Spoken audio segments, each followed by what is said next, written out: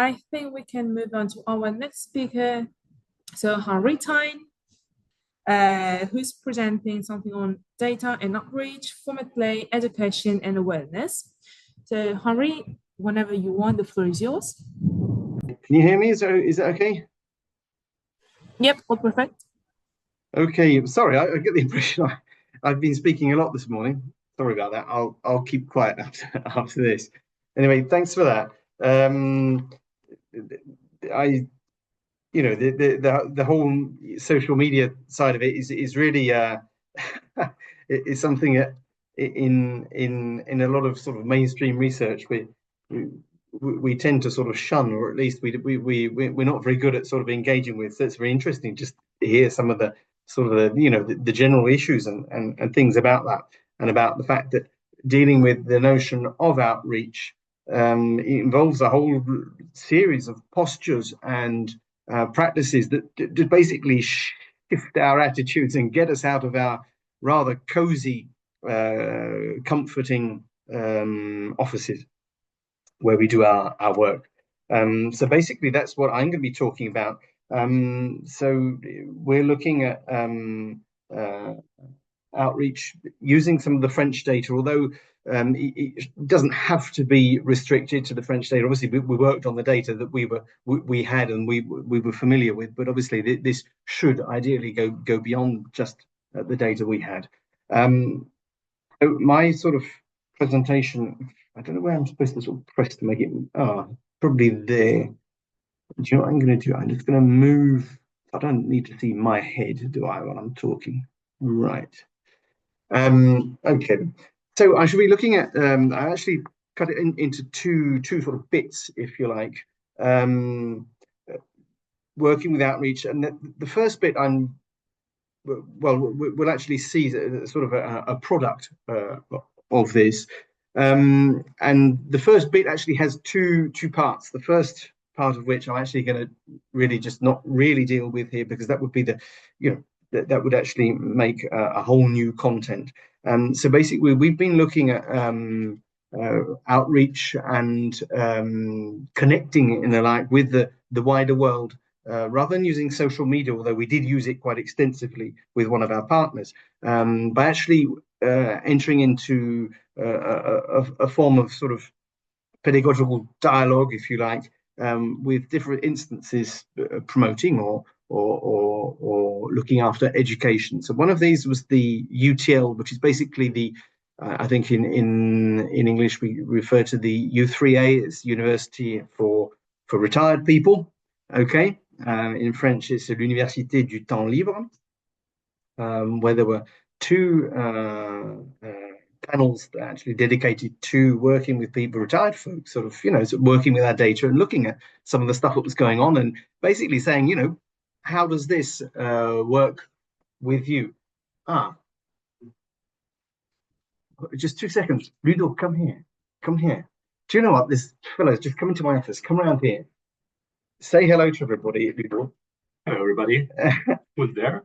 Yeah, well, Ludo, yeah, he worked and he came to Murcia where he met some of you, and he's just come into my office to say hello to you all.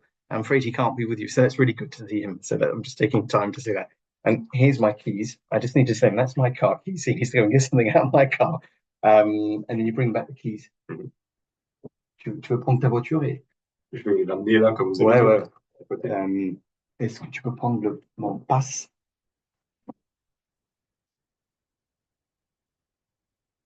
Tu amènes ta voiture avec ça. Prends ce que tu as à faire. Voilà. Par contre, tu touches pas au vélo de mon fils qui est là-dedans. Pas de souci. Sorry about that, folks. Yeah.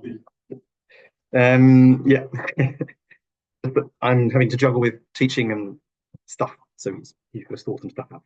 Okay, so working with older learners, let's say, and how these stories basically, how they touch them. So that's something I'm not going to talk about, something that was very interesting. And then we looked at the other end of the scale, working with younger people, working in particular with school children.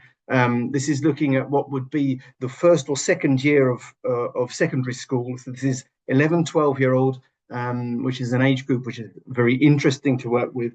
and which, in terms of national curriculum, have a whole range of things that they're supposed to discover and understand about how society works. And it just so happened that we managed to fit in with a project in a local secondary school, and we were able to follow this. So that's what I'm going to be looking at today, how we managed to connect our research issues with other local initiatives and working with school children, how this all came together.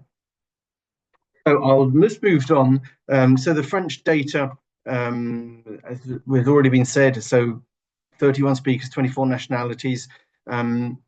In terms of partners, the partners I shall be talking about today are, so the Audible Secondary School we have here that we worked with, 2 classes, and the International Centre for Photojournalism, who is a local partner, obviously not a university partner, but a very important partner within FOM in terms of the role they played, note in particular in promoting the more artistic side of basically fieldwork and beyond. Okay, so what we basically did is we created guided workshops for school children looking at, and it links in with what's already been said about, you know, the inherent richness of the data, what the types of things we can explore within the data. The first thing was working with photography, exhibition, and self. That's looking how others are portrayed and how we portray ourselves. Okay, so this is in relation to fieldwork and looking at people and observing people in the field. So we're going beyond language, but we're still within this idea of looking, understanding, and being interested in others. The second thing we looked at in these dedicated workshops with the children was art forms representing mobility. So we can talk about mobility, that's very good. But for 11-year-old children, talking about mobility is probably not always the most easy thing to do. Some of them have quite extensive mobility stories themselves, others don't. And it's always a slightly difficult thing. However, using art forms, which then in turn can give rise to speech and expression, was something that we worked on and was actually very successful. So again, it's looking at exhibition, that's other people's art forms, and self-creation, that's creating art forms which basically summarize or relate to oneself and how we see ourselves moving within society. The third one is, again, it's always this observation of others and observation of self. We looked at language data. Okay, so what are people saying? What are you interested in reading, kids? What are you getting out of it? And there, from this point, we looked at how people might actually, how school children might actually go about recording within their class and actually getting interested in what they have to say amongst themselves.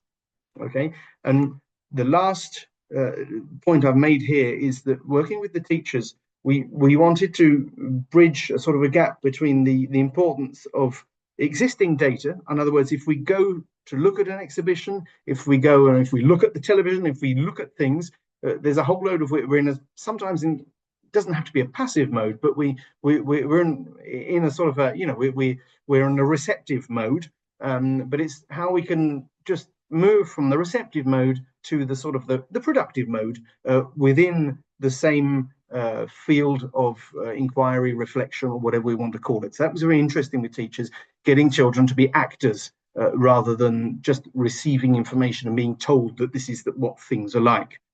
So in terms of what a research project and the data we have, how that works, it's saying, listen, this is what we found, but if you guys want to talk, you might find things that actually complete or add on to or confirm or go beyond the existing data. So it's linking, let's say, the rest of the world with the small snapshot that we already have. Very important things. And then in terms of national curriculum, there's a whole lot of talking about things, self, and all this type of thing, presenting and getting children to basically sort of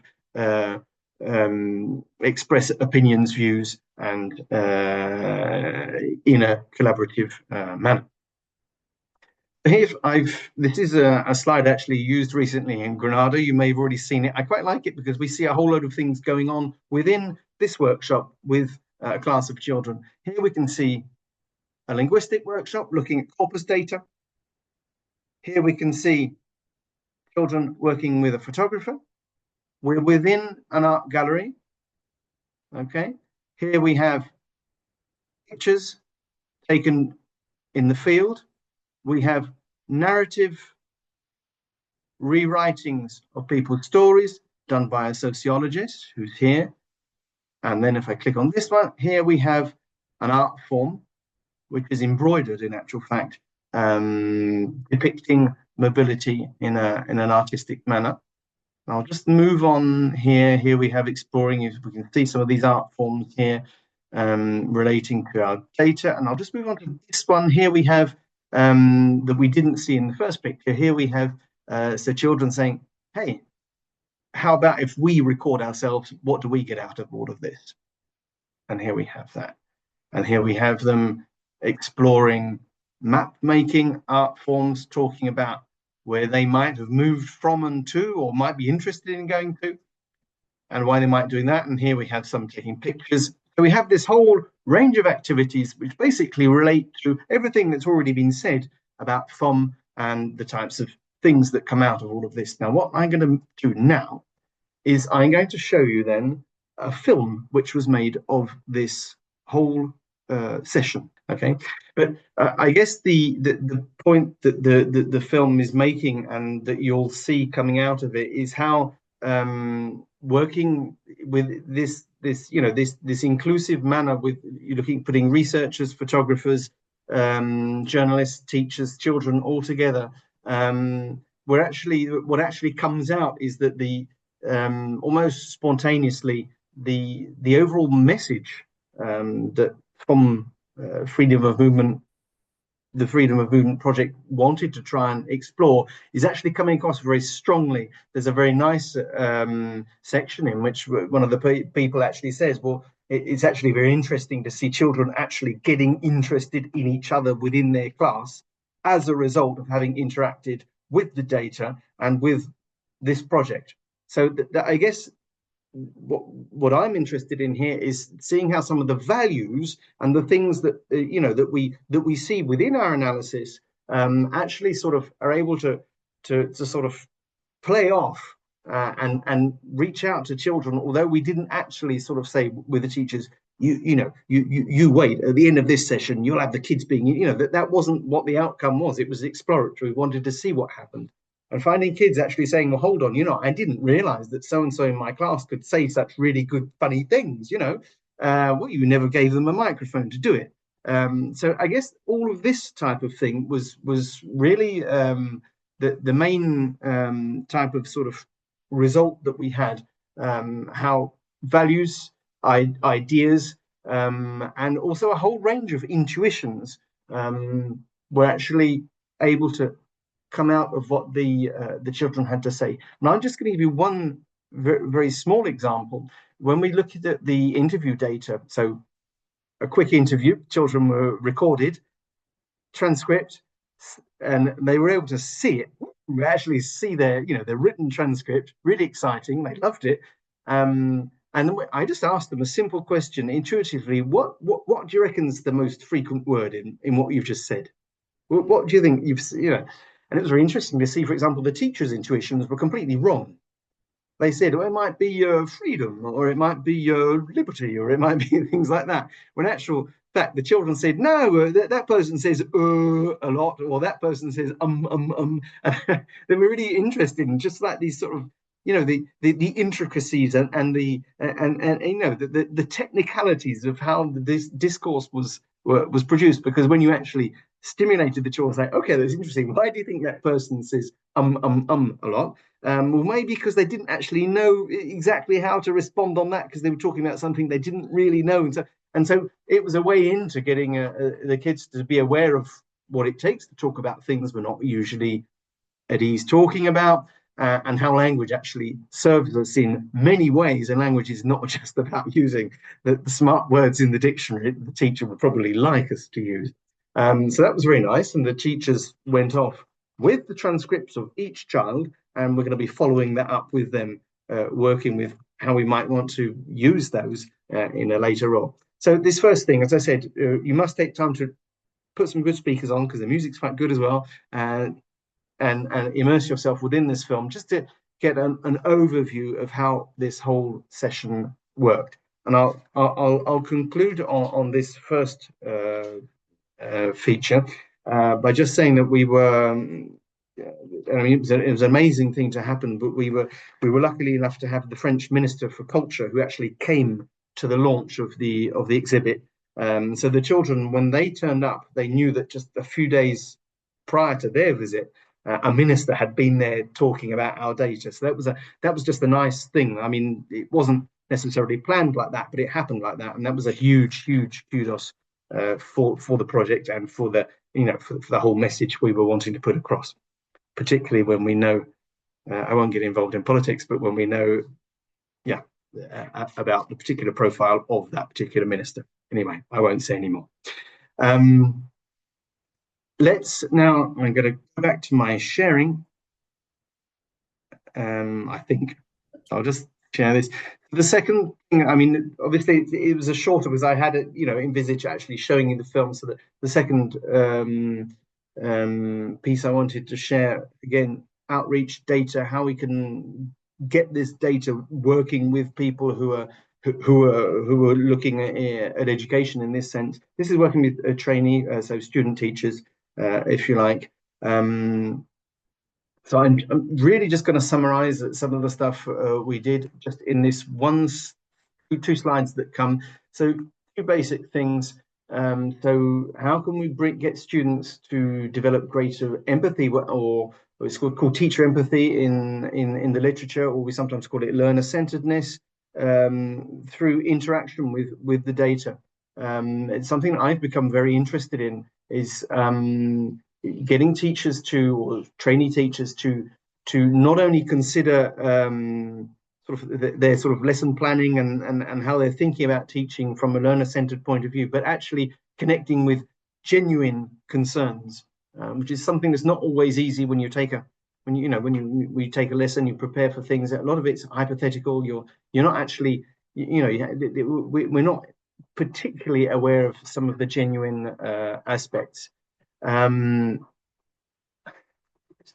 so we looked at how looking at the model for coding the data, that's particularly looking at issues to do with identity and bordering, how these things actually got teachers to really think about what it means for certain kids or for all kids to be faced with the whole language learning issue.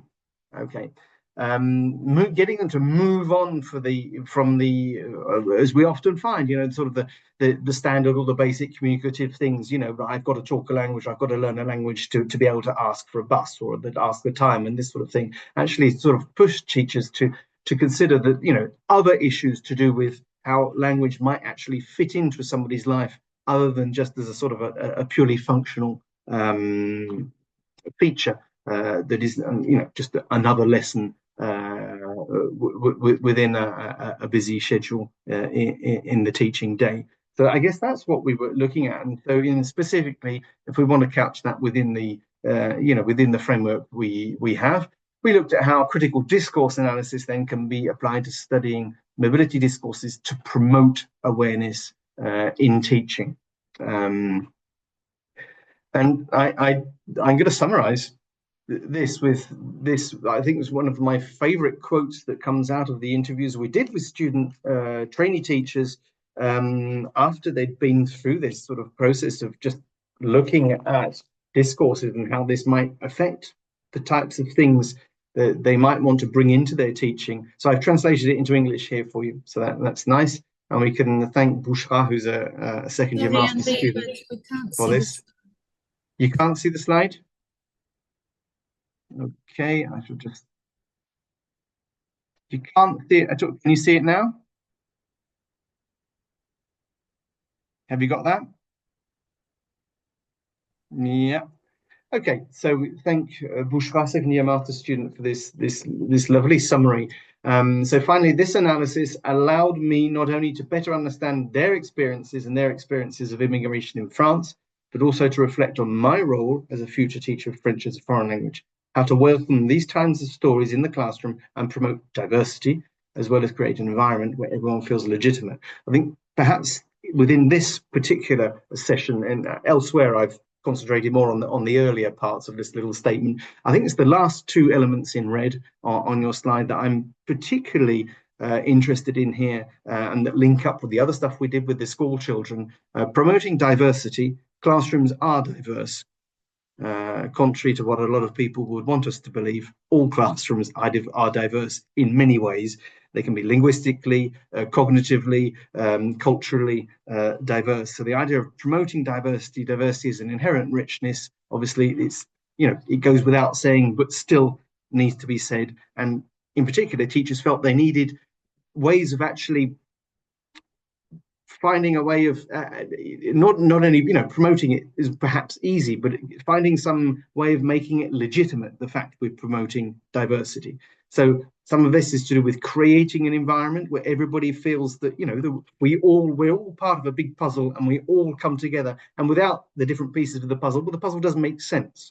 So I guess that was really the take-home message from this side of things. So in the first instance, we're connecting with kids and their teachers. Here we're connecting with future teachers who haven't had much teaching time, but who are going to go off and become, I think, really quite interesting teachers with a real awareness of how diverse a classroom can be, and that all kids have stories to tell, and that these stories actually bring an inherent richness and probably bring a whole range of other exciting things to explore within a classroom. So I guess that, looking at the time, brings me to the end. So we didn't have a film, so I will give that to you, but that can be a nice thing for you to look at later on. There we go. Thank you very much.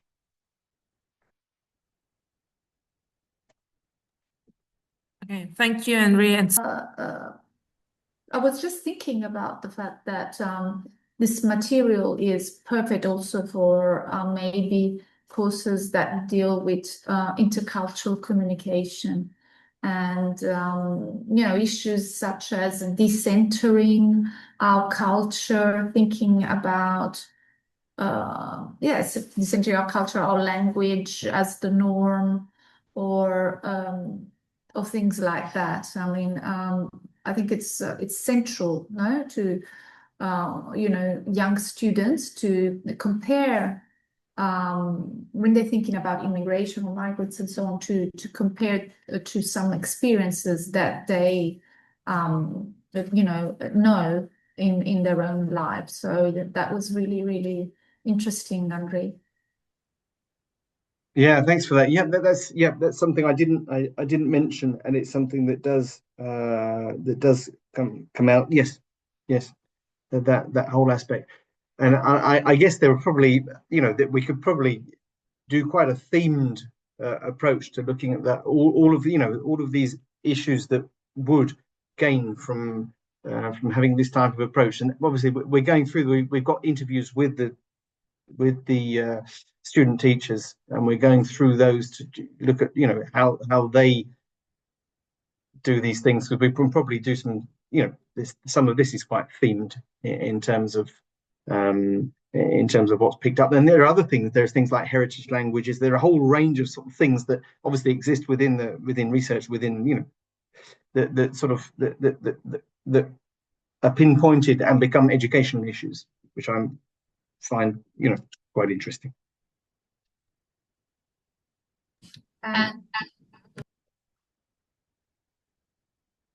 Sorry, I can't hear you. okay. I guess another thing would be, to involve, children in thinking, how they talk about borders or freedom.